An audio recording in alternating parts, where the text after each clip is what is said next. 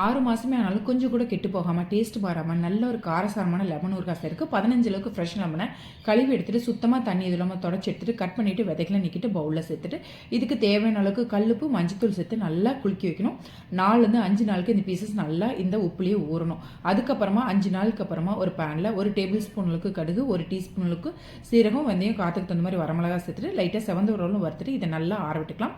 அடுத்த ஒரு கடாயில் 200 ml அளவுக்கு நல்லெண்ணெய் சேர்த்துட்டு இதில் தாளிப்புக்கு 1 டீஸ்பூன் கடுகு, கொஞ்சமாக வெந்தயம், கருவேப்பிலை, பெருங்காயத்தூள் சேர்த்துட்டு இதில் நம்ம ஊற வச்சிருக்கிற லெமன் பீசஸ் சேர்த்துட்டு நல்லா 10 நிமிஷம் இந்த எண்ணெயிலே வேகட்டும். இந்த கேப்பில் நம்ம ஏற்கனவே வறுத்து வச்சிருக்கிற பொருளை மிக்ஸி ஜாரில் சேர்த்துட்டு கொஞ்சம் செமி கோர்ஸ் பவுடர் அரைச்சிட்டு இப்போ இது கூட சேர்த்துட்டு இன்னும் தேவை அப்படின்னா உப்பு சேர்த்து நல்லா 15 நிமிஷத்துக்கு நல்லா இது எல்லாமே சேர்ந்து நல்லா வேகணும். நல்லா கொஞ்சம் எண்ணெய் பிரிஞ்சு வர ஸ்டேஜில் கடைசியாக இதில் 50 ml அளவுக்கு நல்லெண்ணெய் திரும்ப நல்லா சூடு பண்ணிவிட்டு இது கூட ஊற்றிட்டு நல்லா சுருள் விட்டு எடுத்தோம் அப்படின்னா சூப்பரான டேஸ்ட்டில் இருக்கும். நல்லா ஆற விட்டு ஸ்டோர் பண்ணி வச்சுக்கோங்க.